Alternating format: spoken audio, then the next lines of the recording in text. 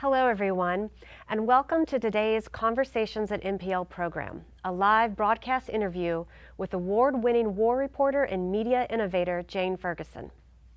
I'm Rebecca Price with the Nashville Public Library's Special Collections Division, which is home to two of Nashville's beloved community spaces, the Civil Rights Room and the Votes for Women Room. I want to welcome everyone to the Nashville Public Library for today's program. We are thankful to all of you for joining us, and we are grateful to our supporters, the Nashville Public Library Foundation and the Nissan Foundation, for making today's program possible. And a very special thank you to the NECAT Network studio, where we are broadcasting today's program. Our Conversations at NPL series broadens the work of the Civil Rights and Votes for Women's Rooms, where we engage students of all ages, members of corporations, community-based organizations, and more, in critical and reflective conversations on history, culture, and modern society, and why we still seem to be fighting the same battles today. Each year, we focus on a particular theme to allow for a deeper dive into history and our understanding of who we are today. Today, we are excited to present our final program in the 2025 season, Journalism. We began the season exploring the idea of journalistic objectivity with Lewis Raven Wallace, and we followed that with a screening of the documentary Breaking the News, which asks the question, who's been omitted? Today, we end the season with Jane Ferguson for our final conversation this season on journalism. Are journalists activists? What are you willing to change about yourself for success? Does reporting even make a difference? Today, we'll be discussing these questions and more with Jane Ferguson, including her journey as a war reporter, the challenges and threats journalists face, and her quest to document the truth. Jane has covered nearly every war front and humanitarian crisis of our century. She reported from Yemen as protests grew into the Arab Spring. She secured rare access to rebel-held Syria when foreign journalists were banned. And she was one of the last Western journalists to remain in Afghanistan when the Taliban claimed Kabul in 2021. It's incredible. In July 2023, Ferguson published her first book, No Ordinary Assignment, which became a national bestseller and was awarded the 2024 Ann M. Sperber Book Prize from Fordham University. She's been a special correspondent for PBS NewsHour and contributing reporter to The New Yorker. And in 2024, she founded Newsphere, a media tech company creating online monetization platforms for journalists and high-quality content creators. Jane, welcome to Nashville Public Library. Thank you so much. I'm so sorry to not be there in person, but thrilled to be having this conversation with you. So am I. It's been a long time coming, but I think it's going to be a great one. So why don't we start with the book? And let's start with how you started the book. Why did you write it? What was your goal? What questions were you trying to answer when you wrote your memoirs of all of your experience being a war reporter in the field? You know, looking back, there's a twin track there, really. I think anybody who writes a memoir, there's something you have to say, obviously. But for me, there was something I had to say, I think, that was profoundly personal. And there was something I had to say about my industry and my career. And the two were interconnected, looking back. I talk about this at the start of the book. You know, people constantly ask you, you know, normal people who aren't foreign correspondents, constantly ask you, you know, why do you do your job?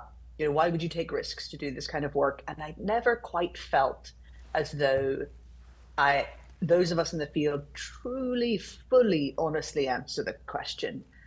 We talk a lot about the professional reasons, the very highbrow reasons. For instance, you know, like the importance of these stories and telling truth in places where it is most needed, and talking to people who do not have a voice and literally giving them a microphone. But that doesn't quite answer, you know, why the relentless pursuit of stories like this. Why are you good at working in such chaotic environments? And the answer to those questions is actually quite personal. And I think that's why a lot of us in the field who are some of the most prolific war reporters, don't always talk about the personal, what is it that makes a war reporter? And that can be a very personal journey back to your origin story. And that's the twin track that I went Mm-hmm. on, really understanding why was it that I became who I was, and what makes someone good at this kind of work.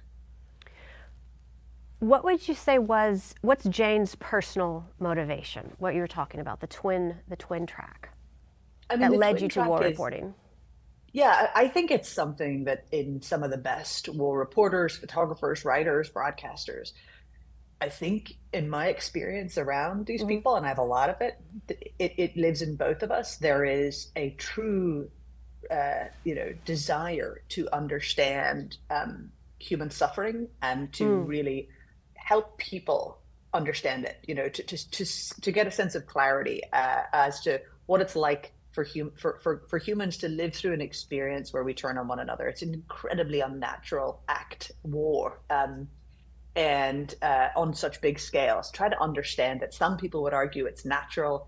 Like this is a nearly anthropological obsession, which I think pulls you back in, and it manifests in actual facts and stories and Mm-hmm. reporting and helping people understand what's really happening, but also what that is like for the people there. But on the other hand, I also think that there were some harsh truths I had to confront, and that I shared a lot about in the book, which were about, you know, growing up often with a sense of dislocation Mm-hmm. from where you were growing up. Um, a real growing up in a chaotic environment, the ability to thrive. I talk a lot about how most people look at me and are astonished to find that I was an incredibly anxious child, because they think that I'm this fearless person. And I'll say, no, actually, I was always afraid, and I learned to function under fear. And so I grew up in this very chaotic household where I didn't really feel like I fit in, and a very, very rural community, which was very beautiful, but I had wanderlust as well. To me, Mm-hmm. this was an escape out into the world. I had to understand. At the same time, I was also growing up in a Northern Ireland that was, in fact, racked by sectarian conflict, a sectarian conflict that was an insurgency in the West, which is, kind of wild to think of now, but an actual insurgency, armed rebellion inside, Western Europe. And I grew up in South Armagh, just the Mm-hmm. very northern tip of it, which was an incredibly violent place in the 1980s. I was born in 84, and I was growing up in a community, and this I've seen reflected in my years on the road covering sectarian violence, where divided communities, Protestant, Catholic, tend to be quite, defensive and very secretive and circumspect. And so I was this little kid who was just full of questions. And I was often being told to not ask questions, like why that flag and not this flag, and why these soldiers not this, or why did that politician say that? And in these communities I was growing up in, people actually are very quiet about what they say, certainly in public. And I was constantly asking questions. And to me, there's just no, it can't be a coincidence that I spent so much of my career ending up covering insurgencies Mm-hmm. around the world, embedding with them, spending time with them, trying to access them and understand them. I grew up in a world where the IRA were these bogeymen who were out there, and they were farmers and cab drivers and ordinary people who had been driven to acts of violence that had been politicized as to whether or not they were good or bad. And I was always trying to understand that. And I think I still am. Right. That's something that comes through in the book so well, and I think makes it such a compelling read, is in a way you grew up in the circumstances of the people you were reporting when you became a reporter. You could understand it in a different way. And I say it that way to compare it to something in the book that struck me. You spent some time in America in like high school, college age, Mm-hmm. right around 9/11. And so you were there, and you write about it in the book, and you remember some of the Americans saying, oh yeah, let's just go to war and take care of it. And it was such a poignant response of, why would you wish a war? Coming from somebody who grew up in conflict versus, some Western cultures who maybe aren't going through that. And yeah. I found that so compelling in the book, and you be able to come from that place. Yeah, I actually I was plucked out of obscurity and sent to a very posh boarding school in the States as a scholarship kid. And it was 2003. So it was post 9/11. It was, and the invasion of Iraq was the whole build up to the invasion of Iraq. And I was coming from this very European perspective, which at the time was deeply circumspect about the war in Iraq, not about Afghanistan, but very much so about Iraq. But like you say, I had also my entire childhood been around the constant lexicon of ending a war, of diplomatic efforts, of cross community, reach. The first ceasefire in Northern Ireland, the first sort of attempt at ceasefire that the IRA agreed to and that the British government agreed to in terms of disarming was in 1994. I was 10 years old. I was totally defined by peace processes. The Good Friday Agreement was passed in 1998. I was 14 years old. This was something that impacted my life on a personal level. And so I was this exquisitely naive teenager who landed in New Jersey, at Princeton, effectively, where I had never known that there was such a thing as a drumbeat to war, a kind of enthusiasm, a near excitement about it. Now I understand how wounded America had felt and was after 9/11, but I had come from an experience where bombs and targeting of urban centers had been happening for decades, not on the same scale. And but over time, your own personal family too was involved. So it wasn't just 100%. on. Like there I were was no watching the local families news. There's a personal level too of your Yes. family had been involved. And that's key, right? Like, so I'm growing up a mile out of a tiny village, on a farm, and yet I had a family member attacked and shot. I've had before I was born, but the legacy within the family, it remains. I remember, I was in, primary school student when our school had to shut down because it was next to a police station, which had been bombed. This was very, very normal. And I grew up around a lot of families that had been impacted by the violence, had lost someone. And so this actually ended up becoming something that I have found more and more profoundly true in my entire career. If you grow up in a war, like whether or not, what we experienced in Northern Ireland was awful, but it wasn't on the same scale as what I've seen in Iraq and Yemen and Afghanistan. But either way, family tragedies impacted, your local village attacked. This sense of the enemy is just over the next hill. It's very hard to understand that unless you've lived it, and America really hasn't. Simply the sense of geography, like wars happen over there in the Middle East, and I think it has very much impacted the psyche of society and how you approach the concept of anything to do with ethics and war. If you think the enemy is coming over the hill to where your wife and children sleep, or your family, or everyone you've ever known or loved is in danger, could be kidnapped, could be held, could be imprisoned, could be killed, your approach is very different. Your perspective on war, on peace, on the laws of war. And that's where I first started to learn it as a teenager in America, with the fevered approach to the war in Iraq in early 2003. Yeah. So you grow up under these circumstances, and then you move to the Middle East and you begin your career as a war reporter. Walk us through that, because I am kind of thinking that's some great, you understand the language, you understand the culture of war. So when you get there to start reporting, you already have a little bit of experience that's going to help you in your reporting, right? I think you kind of, it's a familiar territory.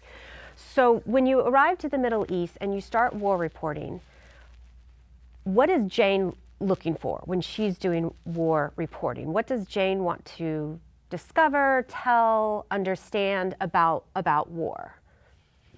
Well, I think it's important to point out, and I hope I do a Hmm. reasonable job of this in the book, that I tend to get asked a lot, when people talk to me about the higher principles of Hmm. why did you choose this story and why did you choose that?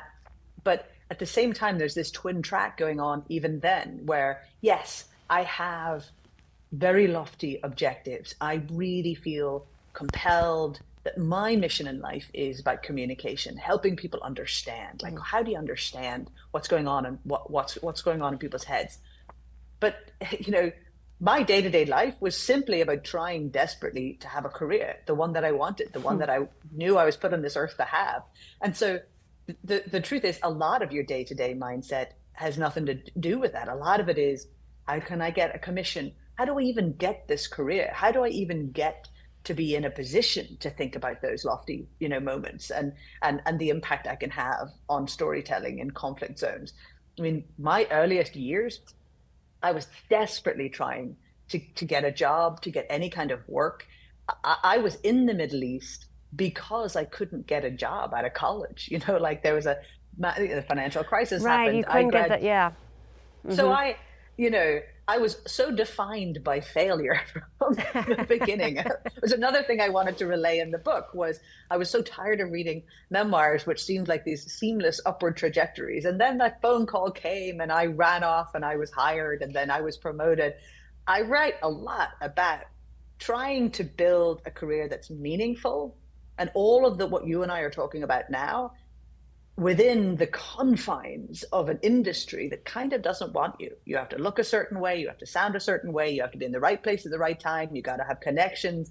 Having none of those, failing again and again, but refusing to give up so I can get to Hmm. the stuff that means a lot to me. So when I got to the Middle East, I started at a newspaper in Dubai. They were hiring an English language paper in the Middle East, which is a great way for many young people to start their careers if they want to be foreign correspondents anywhere. I know people who have worked for English papers in Saigon and Beirut, and for me it was Dubai, and I absolutely embraced this new job, but it was business reporting. So Right. it was wonderful. It was exciting. Hey, look, I'm getting published. I'm in the Middle East, kind of. I'm in the Las Vegas of the Middle East after a few months spent in Yemen, adventuring and learning Arabic. Here I am with at least a job and a byline. But ultimately, all I wanted was to be where, real conflict was happening, to understand that.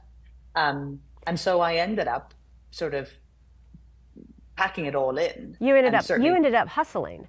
It, I it did. comes across very clear that you were Yeah. hustling for years and years, Yes. funding your work that you wanted to do while also cashing the check for what you could get. Yeah. Um, and in those years, you talk a lot, and you mentioned it just again, the idea of what do I sound like? You talk about that a lot. How do I get on this? What do I look like? What do I sound like? Am I giving off that thing? Talking a little bit about what everyone goes through, but particularly women, how Yeah. do you need to kind of change or transform yourself? Yeah. So what were some of the things that you felt at the time were necessary? And one I'm thinking of in particular is your accent. You talk a lot Oh, about your yes. different accents because you had Yes. a very thick Irish accent, then had the British accent, but then at some point it was like, no, we need it to be more American, your Yep. accent. So just can you give us a taste Yeah. of those three different accents? Yeah. And Well, and what those are, and when it's if okay to you use need me them. to talk with a Northern Irish accent, I can do that in Okay. this interview. For the rest of the interview, and then we'll throw up the I don't closed know if I can captioning at the hold on end. to it for an hour and a half, Yeah. but I could at least talk to you like this for a wee short while. Okay. No, the thing, first of all, I have to premise this by saying I always wanted to work in TV. I Yeah. had no desire to be famous, but I loved broadcasting. I grew up on the BBC. I grew up on Tales of Edward R. Murrow, and I loved the idea of working with a team and literally capturing something. Like to me, the evening news every night was, the word of God. It was amazing. Like it was so important. and I really wanted to work in television. And you know, ultimately, I think looking back, there is something of the scholarship kid who is a chameleon. You know, you're used to buying the sweater set that all the girls who are fee paying students wear to fit in. Accent is a lot of that too. Yeah. You know, in Britain, accent is class. So Yeah. and the industry of war reporting, I shouldn't say industry, but it is the business of war reporting, especially in television, has become increasingly upper class. That's part of the economic reality of it. So there weren't too many kids growing up on small, like sheep farms in Ireland who were making it onto network television. But so there was that complexity of it. But you have to remember as well the context of 15, 20 years ago. We didn't really have social media. It was just starting. Some people were on Facebook, but there was no reporting on social media. And so your only ability to get a career, to have the job you want so badly, is so strictly gate kept. The gatekeepers of the networks decide if you get to have a career. And that is a tiny handful of people who have been doing this for decades. They've sort of invented this in the Who are the 70s. gatekeepers? But ultimately, what are their titles? they're the talent executives. Talent Who executives. is the Okay. senior executive Okay. who is talent at Okay. a network? You need an agent to set up a meeting with a talent executive to get even a shot at a job at a network. And all along that route, you have these people who at the time had really set preconceived notions about what you should look like and what you should sound like. And what you're looking at me now in this box, that's exactly how they view you.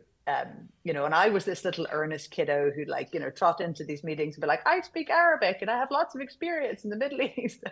And I was so naive. It took me a long time to literally look in the mirror and be like, oh, maybe there's somewhere I'm falling down on. And accent was a big part of it. I was my first ever time trying to get into PBS because I'd always wanted to work in public broadcasting, you know, and my dream job was at the BBC. But the truth is, if you didn't really get in at the bottom and work your way up, they didn't really hire from outside. And I couldn't get in the early days because they were laying off staff everywhere. And so someone suggested, well, why don't you try PBS? I mean, their work is so great. And the first time I approached them, someone who isn't there any longer, said to me, sorry, we've got too many British accents already. You know, we have a tie-in with a British network called ITN, so we use a lot of their correspondence and too many.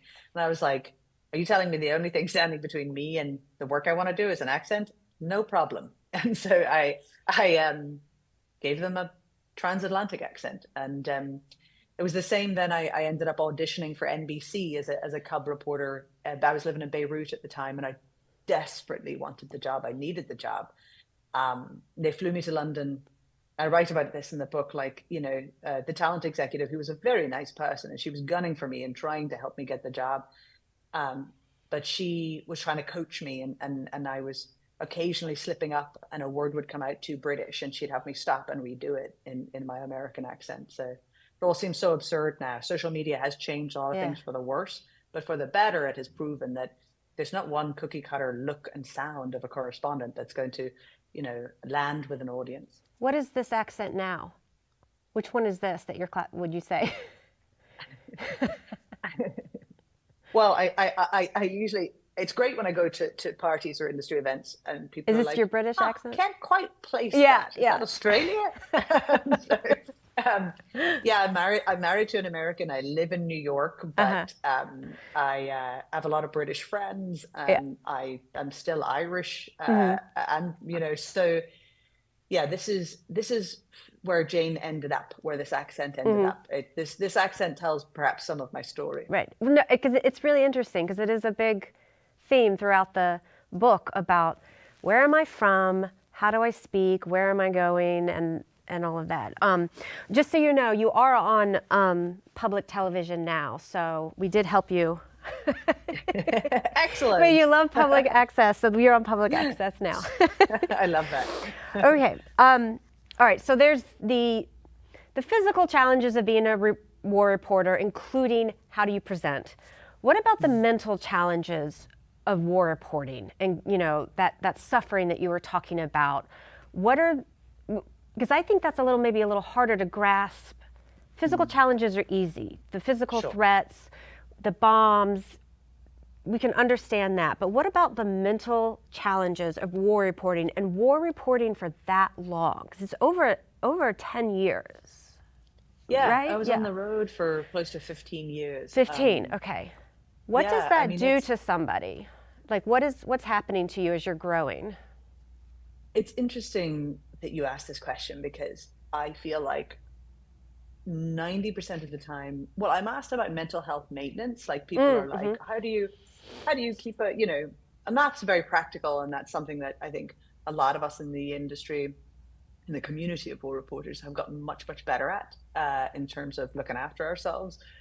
But one thing, so I get asked an awful lot about like PTSD, which is very something that thankfully we know a lot more about now, and that is learning the hard way through the sacrifices and suffering of a lot of soldiers, as well as other people who work in conflict zones, or civilians who live through it. Um, so we know a lot more about PTSD, and it actually is treatable. It can be very challenging for some people. It's a really really lifelong battle, but it is treatable. I think the thing that I started to understand more when the years ticked by, was something that was a little more scary for me, which was sort of moral injury, and that's something we don't understand very Oh. much. And I had a friend once describe it, I think, best to me, who was a little older, had done a lot of time in the Iraq War, lost people they loved. And I remember talking to her about she had had PTSD, but she'd been treated and treated successfully, but there was still a sadness there that was incredibly profound. And I remember thinking, how incredible it was to talk to her about how she didn't have PTSD. She had a broken heart. And I think that's something that I, over the years, I came to a realization that was happening to me, which was a sense that, there's a wounding in you that is the price you pay for good reporting, because it's the price you pay for like truly empathic experiences with people.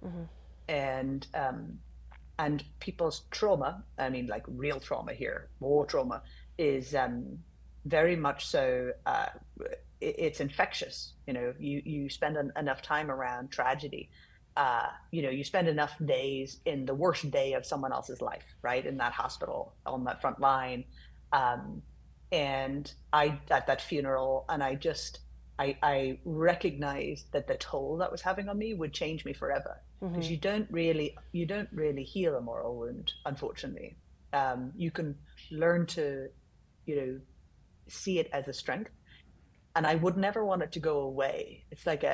It almost feels like a true wound that never quite heals. And sometimes you'll press upon it because you almost kind of want to know that it's still there.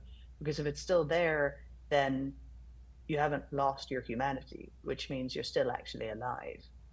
Um, that's a very different place that you go to after many years of seeing and experiencing, you know, the sad cycles of Yeah. war. And I've thought about that a lot. Write about it in the book that sometimes after coming home from a trip, I'd be very pulled together on the trip. I'd be like totally focused, and not emotional, very often at all, because I'm completely driven by the need to hold myself together. But that equally so, it's incredibly important to have the big cry afterwards, Yeah. in your apartment or wherever you are, because ultimately the wound is getting a little deeper each time, and uh, and you can't avoid it. And I think that if you do this for, instead of 15 years, you do it for 30 or 45. I don't like to think of where that wound would take me in terms of how I could function, when I return back to pass through this sort of like weird twilight zone into Western life, or peaceful life. And that's something that I just felt like I couldn't keep doing. That I had enough of that wound, couldn't get any deeper, and still allow me to function as a healthy person. Thank you so much for sharing it and saying it that way. That's a lot of the work that we do. When we do our programs in the Civil Rights Room, the Votes for Women's Room, we talk a lot about that, about the impact of being in a movement, right? Or being a part of that, and the effect that it has on you. And people leave the movement, or then there are people who stay in the movement for their life, and it takes a different trajectory. And so I'm seeing a lot of parallels with that. And you leave war reporting, but you don't leave the movement, because you're still committed to information. You're still committed to reporting. You're still committed to telling those stories. And I know in your book, your book has kind of been described, or how you kind of describe your work is, you realize the small act of justice that you can do is to just document the lives of those who are suffering. So in that way, by our definition in the Civil Rights Room and the Votes for Women's Room, you are definitely an activist, and you're part of a movement. But we've had this conversation before, and you kind of see it a little bit differently. So I would love to see or I would talk a little bit more, because I think our audience would really like to hear your perspective of the role of our journalist activists, or specifically war reporters, different type of reporting. And if so, what's the movement? Yeah, it's by your definition. It's such an important conversation. Yeah. My gut is like, no, we're not. No, I'm a reporter. Right. I'm just the facts, and rationally, I agree with that. Rationally, I'm like, okay, I am not an activist. Because I don't have an agenda, right? Like that's truly what activism is, right? You have an outcome that you're hoping for. And so when I enter into a conflict and I'm reporting on it, I'm not looking to help one side versus the other. And that's honest. Like I'm genuinely not. I have opinions, that's for sure. I'm not a robot. I have very strong opinions about what should happen. But I try to remove moralizing from from my reporting, meaning moralizing the facts as opposed to presenting the facts, and saying this is what it's like for these people, and I can say, I can't say this is wrong, but I can say if it's a crime. But there's a degree of disingenuousness to those of us who say, as war reporters, traditional war reporters, well, we're not activists, because the reality is, obviously, we want wars to end.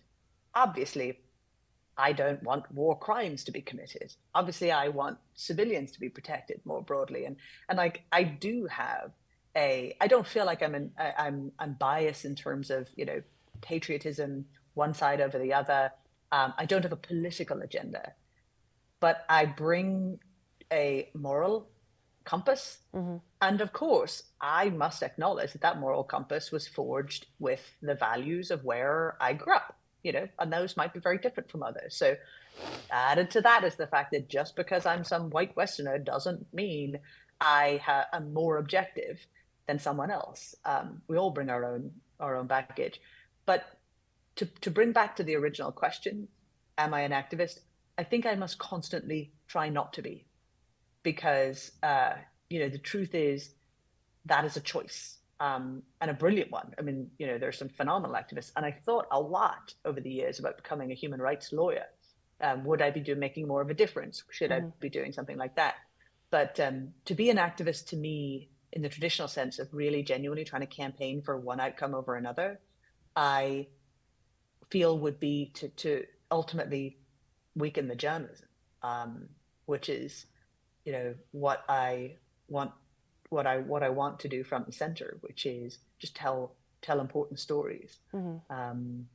Unfortunately, my perspective right now, by everything I've just described to you, is increasingly seeming obsolete and seeming old-fashioned. but I feel very passionately that this won't really go out of fashion. So you mentioned something in that answer, and we've talked about it before, is, what's the point? What's the point of what I'm doing over here for all of these years? Am I making a difference? And we had talked about it's this difference, this realization that you come to of, am I making a difference? And I'll say that by one of the stories in your book, when you do go to Syria and you start reporting on the humanitarian crisis. And I can feel it in the book. You report it, it's a 3-part series. And you say, nope, this is going to change. I'm going to make a difference. They're going to stop this, and these people are going to stop suffering. So I think you are trying to get an outcome. But the cyclical nature you talk about of war, you get to the point in the book where it's, okay, did I make a difference versus did I do my part? And that realization of you have that certain part that you can play, which is to document these stories. Can you talk about that a little bit? Because like you said, there's a lot. I have some notes on that too. There's a lot of, like you're calling it the twin story. There's a lot of this versus this in the book. So one of those is, did I make a difference versus did I do my part? And which one, and they're both equally valuable. I think it's also a part of growing up too, isn't it? Like when you're young, you want to change things, you want to see yourself having an impact. And I struggled with that, as you say, over the years. I was covering the humanitarian impact of war, as you say, and consistently hoping that this could shore up standards of conflict, so they weren't preventing food from getting to civilians, and so they weren't attacking agricultural installations, and so they were allowing access of Red Cross, like trying to somehow shore up the idea that there is a conduct in war. And unfortunately, throughout my career, I've actually seen an incredible degradation of conduct in war. And it wasn't just like, I'm not making a difference. It's like, I'm really not making a difference because things are getting worse. And the only way, that's really heartbreaking. And that also compounds a moral wounding. The only way that I was able to, as I got older and more mature, and perhaps, the best way to process that and live with it was, the realization that, as you say, like I had to just do my part. Like life is not actually about changing everything. It's about working towards change. It's about being a part of something bigger than yourself. And that is of course a growing up.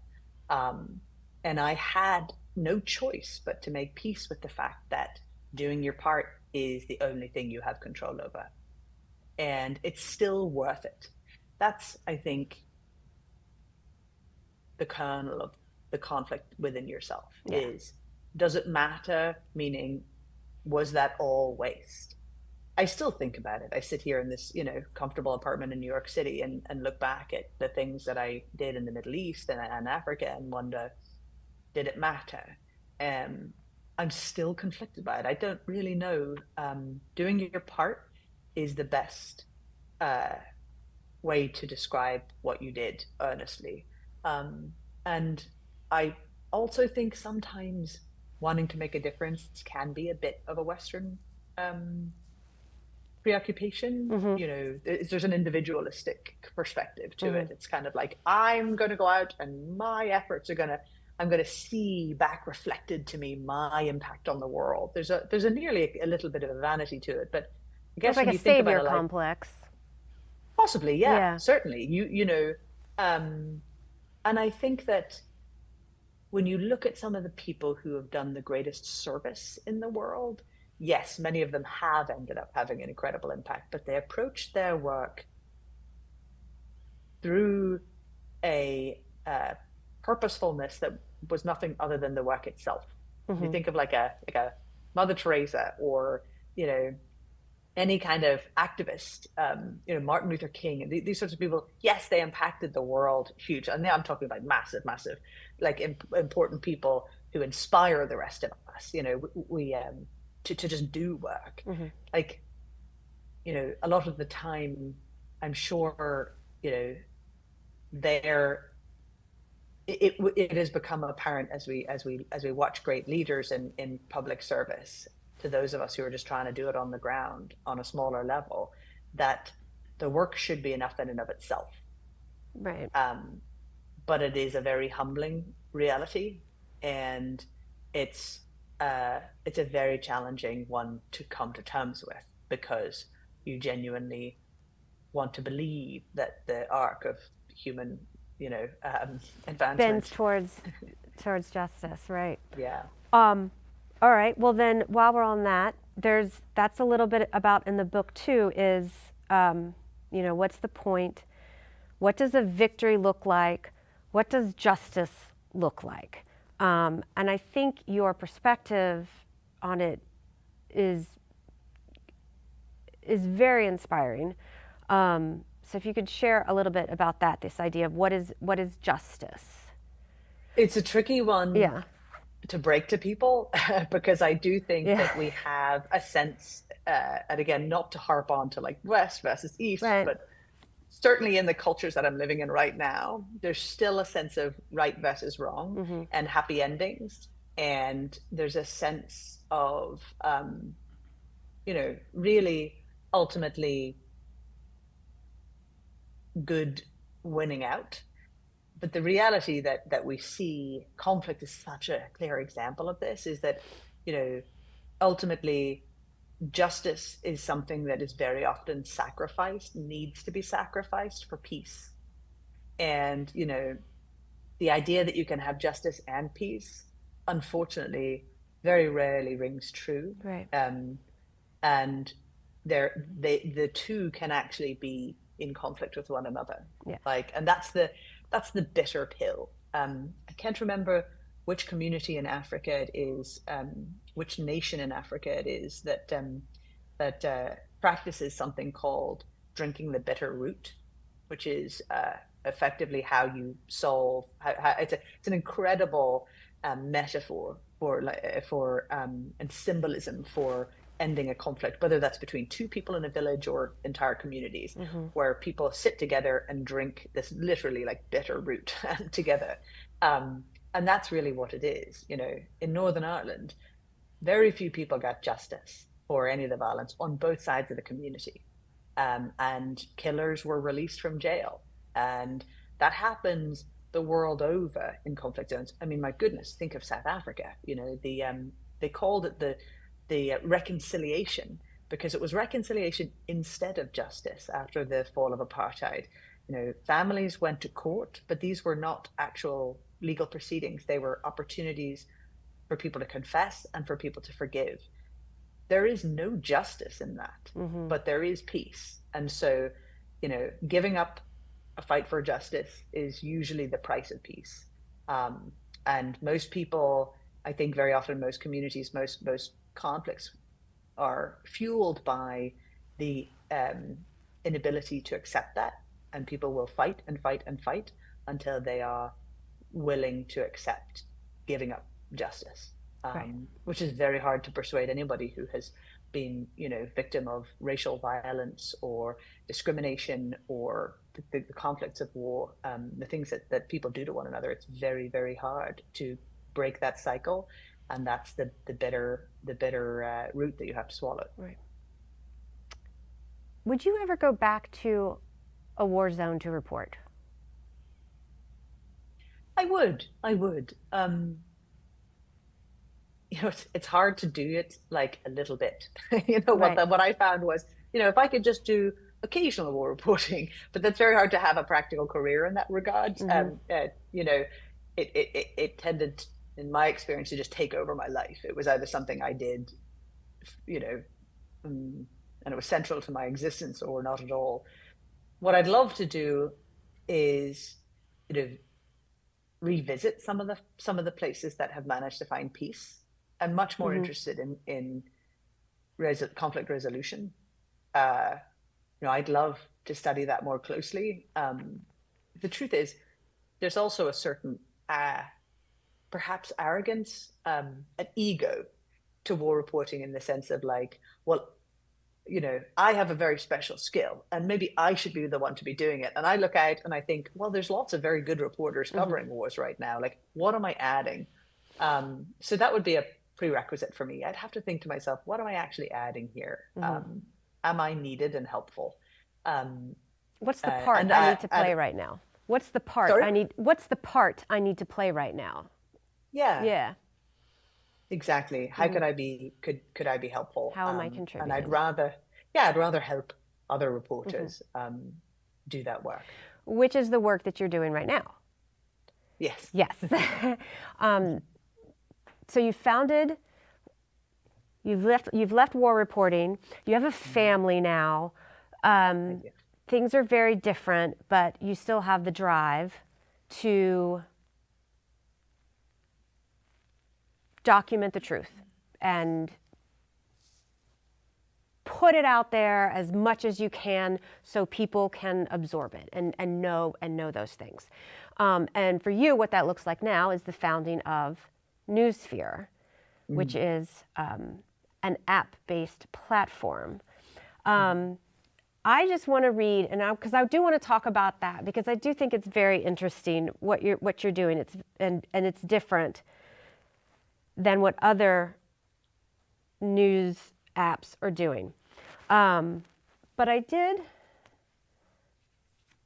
Okay, if I did look up Newsphere, Noosphere, and it as a philosophical concept. All right, and it's the sphere of human thought, the cumulative effect of human consciousness, knowledge, and technology. So is that the inspiration, where the name comes from, the overall goal of this new platform for reporters to share information? It's via phone. It's an app. But it's developed in such a different way. So can you kind of speak a little bit to that philosophical content, or the concept of how you wanted to do it, and then that's how you built the app? Well, thank you. Thank you for letting me nerd out about this, because not everybody's favorite name, but it's very meaningful to me. So Pierre Teilhard de Chardin, how do you describe this person?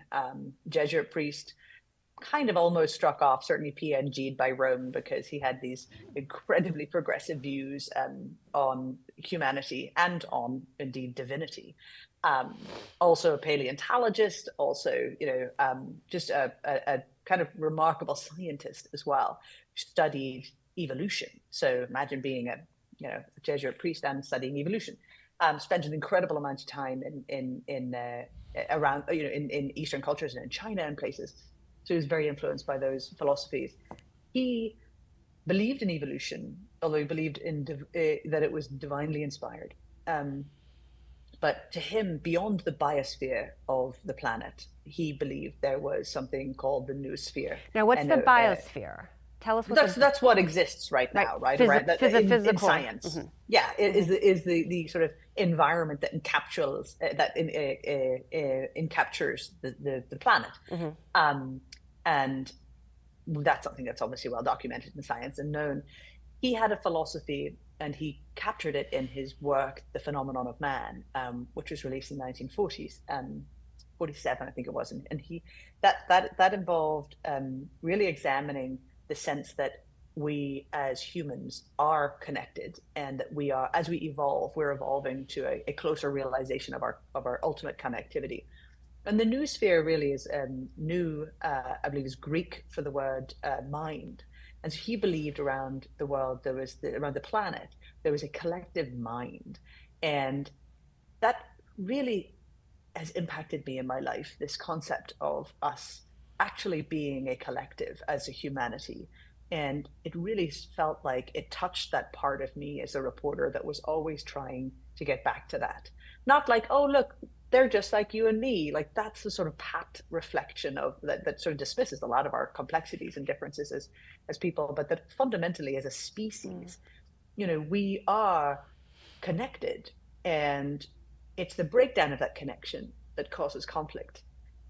It's the illusion that we are not connected that causes conflict, whether that's between you and I as individuals, or tribes, nations, religions. And I genuinely feel, if you look at the higher level of what a reporter is trying to do, hopefully, certainly for me, it was, I wanted people to feel more connected, and not the same, not like they're just like us, but more like I can understand what that person is thinking and feeling in this moment, because that's a level of connectivity that transcends just the facts of a story, and that ultimately potentially edges us towards a solution to all of this, which or maybe probably that makes me an the activist. elusive peace or justice. Yeah, Yeah. yeah, All right. exactly. So there's the philosophical concept behind Newsphere. But then there's also the twin story, the business side. Sure. And that's something, but in a way of, what is the future of reporting? This is a big conversation we've been having Yeah. for decades, because of the traditional business model is gone. And so Newsphere is also your contribution, your part in trying to find the new business model of reporting, but do it in a way that is authentic, Yes. not clickbait. Yes. So let's talk a little bit about, what's the business of journalism. You once said, oh, the death of cable news network. You said to me once, what do you mean as a business? How is even that starting to fade off? And how is the Newsphere hopefully going to be what that idea replacing it? Big Well, question. thank you. Big ask. No.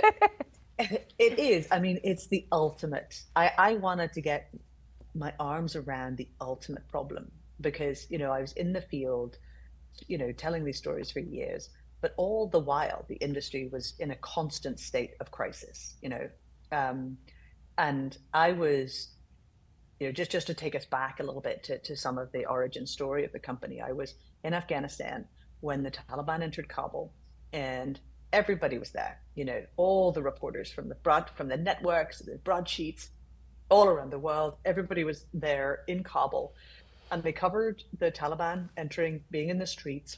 There we go. Taliban took over, and then the networks and the newspapers, certainly in the United States, panicked, pulled their people out, pulled their correspondents, their teams, and their writers, evacuated them out of the country, and ended up missing the most important part of that story, which was the humanitarian crisis that happened at the airport. The biggest airlift of human beings since Saigon 75, the biggest crisis in American foreign policy, likely since the fall of Saigon, certainly in terms of conflict abroad. And I was fortunate that PBS let me stay. They were always kind of like, I was on commission for the New Yorker as well, and they were like, "Please leave." And PBS were my foreign editor, who was always very, very open with me. We had a great relationship. He was like, "Look, you make the call." And I was with my cameraman Eric, and we both decided we're going to stay. This is the story here. There's just no way we're going to leave. We're going to stay, and every day we'll reassess. In the end, we ended up, a lot of the networks realized their mistake, but couldn't get back in, because obviously the State Department was and the Pentagon, they were controlling the airport, and the State Department had no desire for reporters to come in and film and document what was a disaster. And so I ended up at the airport covering this huge story, and being the only American team there throughout that whole period, from the start to the finish. And so we had this extraordinary story, access, and every night we managed to find like an internet connection, and we went live on PBS NewsHour with a laptop and a Skype, and I just had like little cord earphones in every night, going across America, which is amazing. But it was all day long. I was on social media, and social media was just, a much bigger audience, a much more global audience. Seems like an obvious thing, like kind of naive for me to say in 2025, but in August of 2021, that was hugely different. I realized for the first time in my career, for the first time after all those years of changing my accent and my hair and trying to wear contact lenses, that I actually no longer needed a newspaper or a network to have a career. That for the first time in my life, I realized because I have a phone and an internet connection, I don't need a network. What I didn't have was a way to make a living. But that's where the genesis of the thought of disintermediation happened. And I have never celebrated the collapse of legacy media organizations. I don't dance on their grave. I think it's frightening and sad, but I also think it is inevitable. So as the industry stumbled further into crisis because the business model no longer worked, people were just not watching television and consuming news in that way, and the broadsheets as well were struggling because ad revenue online was simply not sustainable. I had to answer the fundamental question, and I think every good business answers a good question, which is, can we keep the journalists working if the institutions die? Does it actually matter? And can those of us who are doing this work keep doing it and actually maybe do it a little bit better, more comprehensively, reach more people? And that's what I built Newsphere to do, which was to replace the need to disintermediate the networks and newspapers, if need be, and to give journalists the next home. And ultimately, that's what we are. We're a distribution platform, which is really, to the consumer, it's an app where we are a closed platform. We vet the journalists. Only professional journalists are allowed on, so it's not sort of like other platforms. It's not open source. It's not open. It's no. not open source. It's right. It's not citizen journalism. Right. But journalists can enter that content creator economy where they have subscribers and people love their work, but they can do it within this one platform. And I built this platform, with my colleagues. Obviously, I'm not a computer engineer. I didn't literally build the platform, but I came up with a concept, and I had wireframe diagrams on my dining table. Like, I conceptualized exactly how it should look by having been in the field all those years. I thought, well, what if I could do photo galleries and audio reporting? And what if I could answer people's questions with videos, and interact with my viewers? And eventually we, over time, built this tech stack in the app that is really designed for the world's best reporters to connect with their users, whether they're, podcasters or field reporters or photographers. And what if I could take this and just put it in the hands of the best reporters, and they get to, make a living through their subscribers who come in through them. But the user, the most important person in this, who is the person actually reading or watching the news, just pays once. So they don't have to, stack up different things like Substack or YouTube and all these different subscriptions. What if they just came in once and paid once, and once they're in there with this cohort of reporters who have been my friends and colleagues all these years. Okay, right. So let's, just for the viewers, I've got my phone out. Let's talk about how it actually works. Sure. Okay, so I love Jane. I follow Jane. Well, say you love me, you see me online, and you're like, Jane says, do I see you on Instagram? Do I see you? Anyway, Instagram or Twitter, you discover, or LinkedIn or wherever, you hear about, or you just see a story of that I've been reporting. I'm on the platform, and you click on it, and it will say, actually, to watch this, you got to be in Newsphere. You can watch like a tiny portion of it, but eventually you'll come up against a redirect, which will have you download the app and subscribe and enter. Once you're in, we at the app have logged how you came in. And so you came in via this reporter, you followed them in, you get the credit. You get the credit and the literal subscription. Right. Okay. So, but once you're in there, you're in. And whether we're 25 reporters, hopefully, we'll be up to many multiples of that soon. So I get to see everybody else's as well, and I just follow. Okay. Once you're in there, then you actually follow you don't need to have every single journalist on your on your feed. You can curate it to just saying, okay, well, I love these people. I'm going to look at the bullpen and I'm going to curate who I want to hear from. And then I'll decide if I want a push notification every time they file, or whether I just want to keep up to date with these reporters when I log into the app. And so the money goes straight to the journalist versus the publisher. Well, exactly. Right, because that's the difference. Platform, yeah, that's the difference we talked about, the difference between a publisher and a platform. And you explained it to me, but can you explain it to the folks watching? Because this is key. This is key. Yeah. Yeah, with today's climate.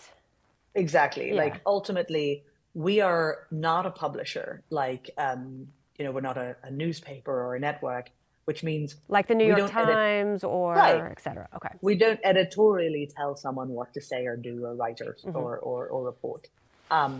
We have quality controls, obviously, like people can't, same as any platform, whether you're on Instagram or YouTube, people, can't put anything on illegal and offensive. And we can say, we can have very basic guardrails, but the real quality control is who you let on the platform. But then we actually just let them do whatever they want. Sometimes we talk to them about, could you do a podcast or could you do this? But editorially, we actually never dictate editorially what they talk about or what they say or what they write. The journalism is all completely independent, and there isn't an editorial agenda or even preference. So we ask that reporters do not do opinion. We don't really have an opinion section. We don't do punditry. We think opinions are pretty cheap and they're all over the internet and you can get those anywhere you want. But we simply hand them the tools and give them an account and say, we love your work, go to town. Right. And we also try to help them, with insurance and some logistical help and financially as well. So there's a lot of trust between you and the journalists. Ultimately, yeah. Yeah, it's almost like giving the trust back over to the journalists to do their job versus trying to direct what they need to cover and what they need to talk, what they need to discuss. Is that intentional as part of this business? If we're still talking about this in the frame of what's the new business model for reporting, did we go too far with these large publishers and they're starting to really control the narrative? And now we're going to scale it back down. We're going to get back to the basics where good reporters are telling stories. I see that as part of the business model too.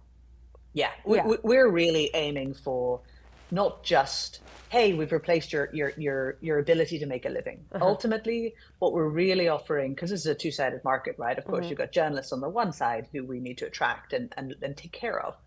But on the other side, and frankly, the most important person is the consumer whenever you're trying to build anything. What we're really doing is being transparent and responding to what people in their hearts know and feel. Now, I know this has been highly politicized. Mainstream media has been attacked from all angles, especially from the right, from the far right, in recent years. And so the trust in media institutions, the legacy media institutions, is at an all-time low. And some of that is propaganda. Some of that is the war on journalism. Some of it is justified. Some of it is the fact that consumers have simply changed their habits. They no longer really want rooms full of editors deciding what is the lead story today, or deciding how a story should be covered, deciding what a style guide will describe something as. And that trust is really broken down. And what we wanted to do was not only be able to say, honestly, that this is truly independent reporting. We don't dive in and say, do say this, don't say this, at all. And that is a strength. You might have a few typos in there because we don't have sub-editors, but that's good because we're not using AI either. So you'll know that a human made that typo. But more importantly, look at the era we're in right now. I mean, I started this company in January of 2024, and look at what's happening in September, October of 2025. Legacy media institutions are at the mercy of the corporations that own them. And this isn't some great conspiracy. This is simply the economic reality of news organizations being owned by much bigger corporations, which have a fiduciary responsibility to their shareholders and who are now under pressure, under unprecedented pressure from the government.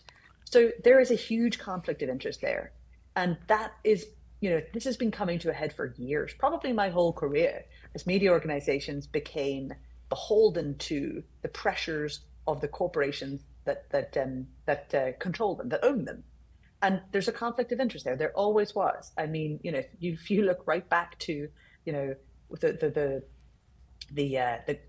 the tensions even at CBS during Murrow's day and age, where in the end he had a corporate boss who did back him and did protect them against McCarthyism. But we live in a different reality today. We live in a reality today where corporations, there's so much at stake for a corporation financially that this one puny little paper is giving them gyp because of their insistence on telling the truth. Yeah. That is a toxic relationship that doesn't work. And so that is the big picture that's happening in the background while we are effectively going out to market with something that can never and will never have that problem, because I couldn't tell those reporters what to write even if I wanted to. Right. I know it's just started, it's still new, but even on a small scale, can you feel a difference being made, even if it's on the small scale, right? Change is small work. What are you noticing with the users and with your reporters? We are we're in a total scrappy startup mode, right, and we still are. We raised pre-seed, we're raising seed now, but what we're starting to see and what really excites me is calls with our users. So I did the thing that everybody says you're supposed to do, which is talk to consumers, find your diehard fans and talk to them relentlessly. I did it in typical Janie fashion, like quite extreme. I emailed every single subscriber with my email address and cell phone number and said, I am the founder and CEO of this company. I want to hear, please, here's a Calendly link, book a session with me, call me up, email me, tell me what you love and tell me what you don't. So I've had these in recent weeks, calls with our diehard fan base. And it's a small subscriber base right now that we're building and growing from. You need this red hot core fan base to begin with, and that's where you grow from. And these calls have been really reaffirming. There's lots of like, oh, you should do this, and I don't like this, and where's the closed captions, and lots of little technical tweaks. But again and again and again, people are telling me, I have never seen anything like this before. It's like an award-winning journalist is FaceTiming me in the field. And I love your mission. I'm here with you on the mission because I know this is something I can trust. And these are real reporters who are reporting the stories that they just love. They're not being sent out by an editor. They're just waking up one day in Kyiv and they're like, you know what? I'm going to go over here and I'm going to tell that story because it matters to me. And that's what the consumers are telling me. And if we are actually hitting that sweet spot, it doesn't matter that it's on a small level. That is scalable, right? And that is unique, and that is something that only journalists could have designed and built. It couldn't have been done by a tech executive or someone in finance. This had to be led by journalists, and I find that very validating and exciting. But of course, we're a startup. We face all sorts of unbelievable challenges. I'll then get off that call and go back to a day of holy hell of running a business. But yes, that's what excites me. I think what is so validating about what you just said is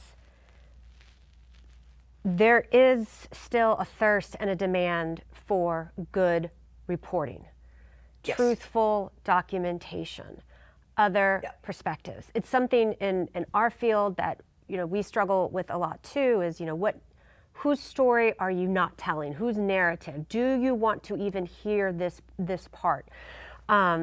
And Newsphere and what you're building, and I can only imagine what it's going to become, is again that validation of, people want good work. Yeah. Despite the internet telling us no, people Yes. still want, right? People, and to stick to that, getting back to your point, what's my purpose? What's my point? What am I here to do? I'm here to do good work. I'm here to 100%. do this. And people still want that. And it's not just us, talking about what we hope to be true. Like, we know it to be true. We as a company started with that premise. I was like, well, first of all, my whole career, we were told young people, no interest in the news, certainly aren't interested in paying for it. And, we look at now millennials. I'm a decrepit old elderly millennial at 41. But if I look at that group, I mean, 68% of millennials within the United States right now already pay for or donate to news in some format. It's actually 60% if you look at 16 to 40-year-olds across the United States. It trends upwards for the millennials. That proves that so over 2/3 of them are already paying for or donating to news in some format. Young people are not apathetic, and people in their 30s and 40s especially are hugely interested in the news. And the premise that the only thing that pays right now is opinion is something we are pushing back against, because we know, not just as quality journalists but as a business, to not be true. That effectively, the real differentiator here is reasonable quality reporting, but reporting that is independent and authentic. Yeah. And so we've come under incredible pressure as a young startup to jump on the bandwagon of opinion. It's so easy to just go in your basement, open your laptop, and sort of gas on about your opinions, and you will get subscribers, and you'll get a sudden spike of subscribers, and the media will cover you. The media pages of business reporting and will cover you breathlessly. But where's the long-term sustainability in that? Like, and how is your audience scalable? Who are you serving? There's a journalistic argument against it, but there's also a business argument against it. Again and again and again, it is borne out by consumers. Like, they want high quality news that is honest and real and authentic, and they also they want it on their phones. Yeah. Very often they want it in a social media style. They want it on demand. They want that gateway to the world. That gateway to connectedness. Well. Precisely. The gateway to the Newsphere. Okay. Okay. Let's take a couple of questions from folks watching. And for those of you who are watching, if you do have questions, you just pop them into the comment section. And so we've got we've got the rest of the time to pick Jane's brains some more. So first question is from a commenter was, they were listening to how you developed the new business model and the platform, and they're wondering who decides which journalists from what side of the aisle are allowed to participate. Well, thank you for asking that. The reality is, from our perspective as a news organization, the reality is that journalists shouldn't really be on a side of the aisle. But I understand, effectively, to be a journalist, you shouldn't be on any side of any aisle. But I do understand that journalists have had to exist within an ecosystem of news organizations that are patently on a side of the aisle, even those that try not to be. So I try not to judge anybody based on where they reported from before, but actually their body of work. And so I'm myself and my colleagues are really looking at who has a great body of work of high quality journalism. And we have people under the hood who have worked at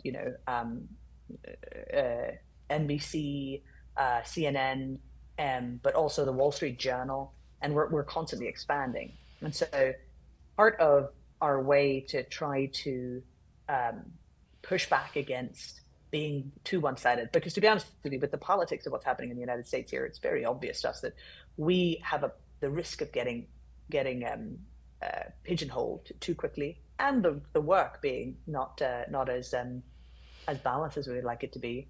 So we really just look at the body of work from the journalists themselves, and make sure that it's not opinion. And opinion will very quickly tell you which side of the aisle someone's on, obviously. But if they're putting out quality fact-based work and strong analysis, then it's hopefully you transcend any idea of a side of the aisle. Another question we have, I'm going to ask you, and it's a little bit related to this. And we talked about this, we got into this in our very first journalism episode, where we kind of talked about the myth of objectivity.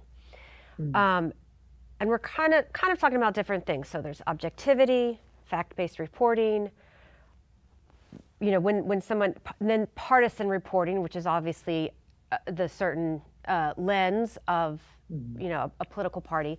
And then this third idea of, writing the story for a certain audience. And the way I see it is those are all three distinct things. So partisan reporting would be something different. So the second question, and related to that, is, this idea of, being a female war reporter and what that was like. And you've told to me before that it's something that you felt you had to defend a lot, maybe kind of going back to who you were and trying to become.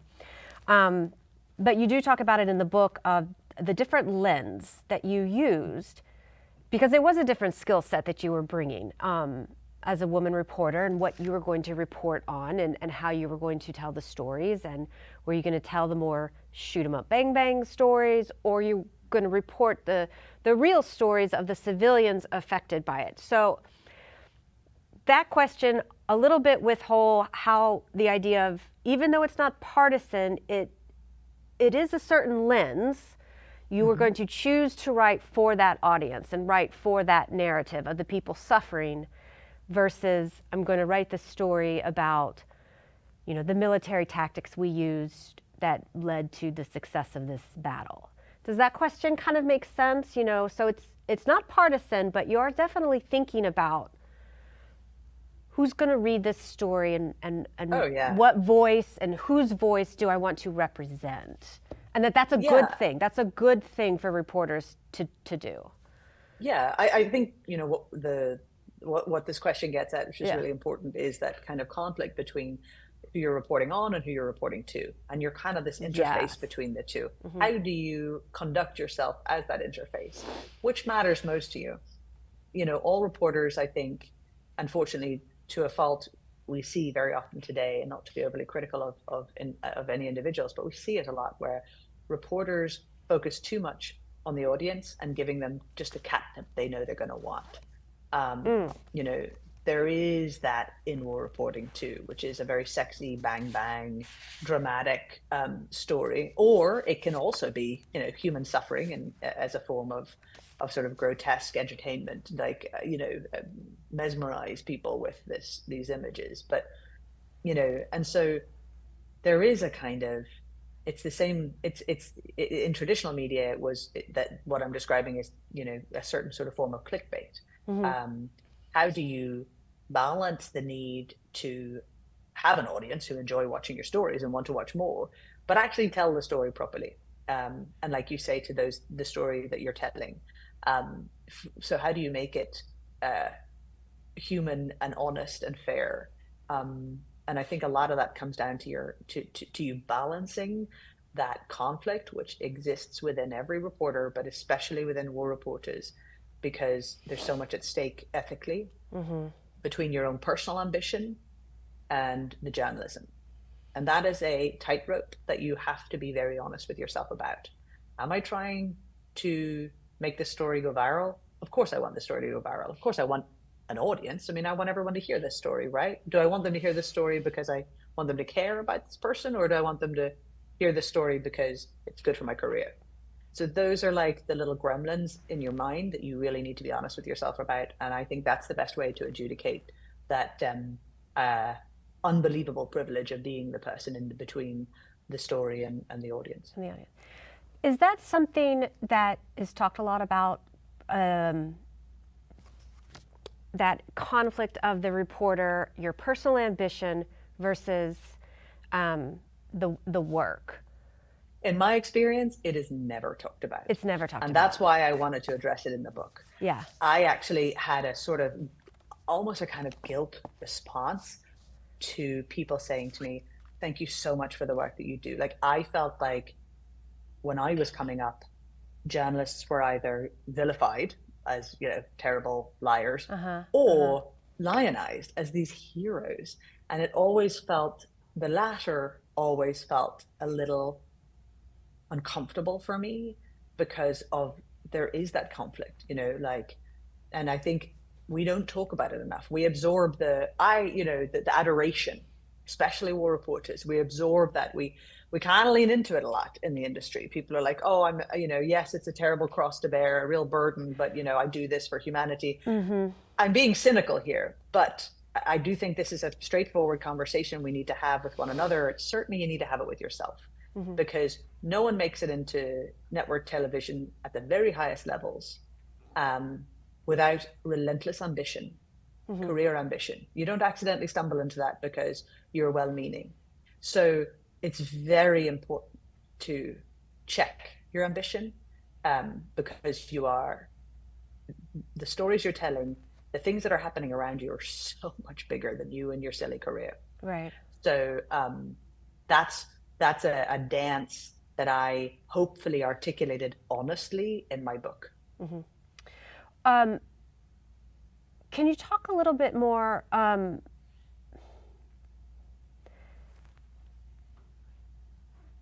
about, because you do discuss it in the book, being that female reporter, and how that was different when you were over there. How did you kind of grapple with that? Like, because you said you spent so much time defending it. Did you ever kind of lean into it at some point and realize, wait, this is my strength. This isn't a handicap. This is a strength. Because it is such a masculine, right, world over there, war and everything. What are the strengths that being the female reporter brought to you? There's a funny, contradiction to us female war reporters, because the reality is that today, and certainly towards the final years of my career on the road, we're the majority. You know, it is not true that this is a male-dominated industry. Yes. Now, we work in unbelievably male-dominated spaces. You know, I mean, I'm used to, you know, being around military men and government officials and all sorts of people who are men. So I starve for female company sometimes, but we are incredibly dominated by women.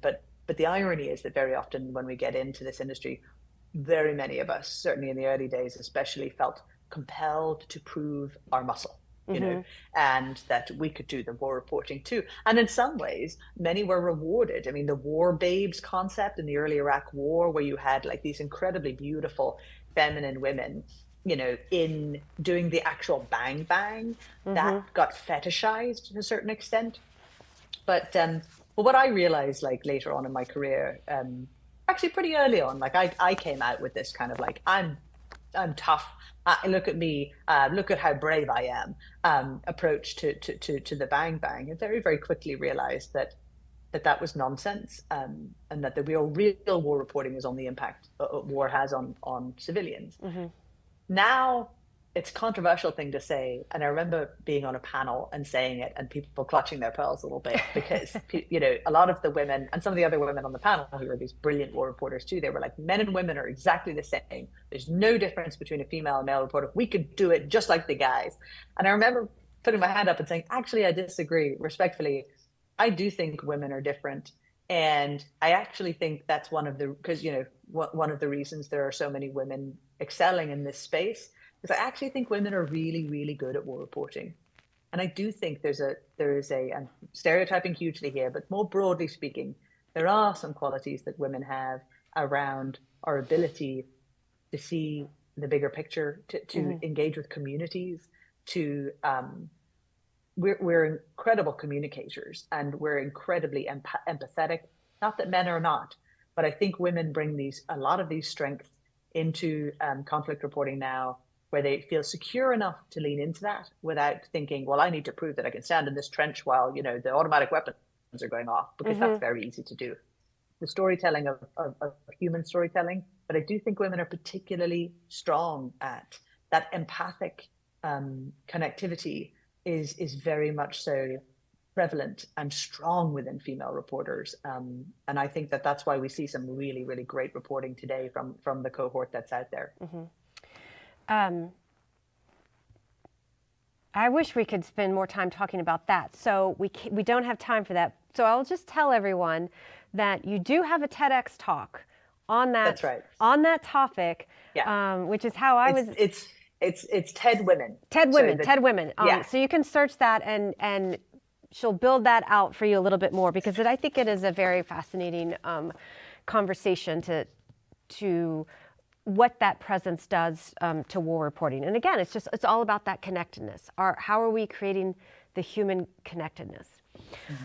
All right, here we have another question. Can you talk about the detriment of all of us being able to call ourselves journalists, and the battle we face to filter through disingenuous people who deliberately create or amplify misinformation? And they tagging on that title of journalists and what that has done. So, yeah, I mean, it's very important right now to have this conversation around what is a journalist. And I think we went through a phase, I remember early in my career, when social media was really just taking off, and journalists were using social media, but people on the ground were too.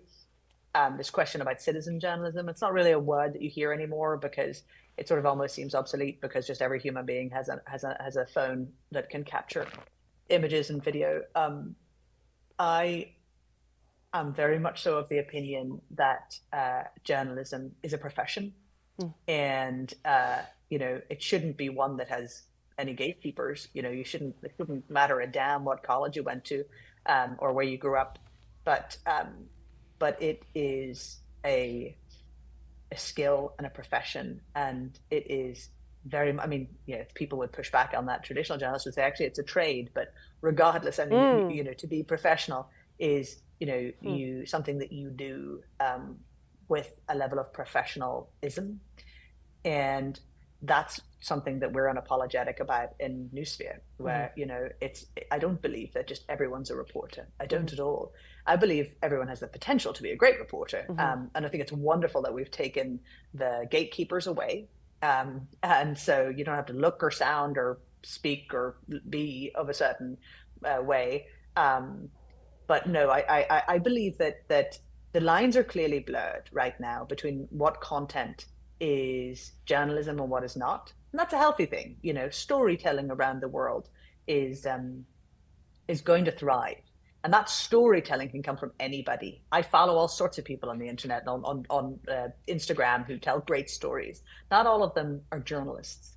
And so that, rather than journalism as an ism becoming obsolete, I think it's the opposite. And that's what we're betting on, which is that there will be all sorts of of content out there from all sorts of people with different agendas.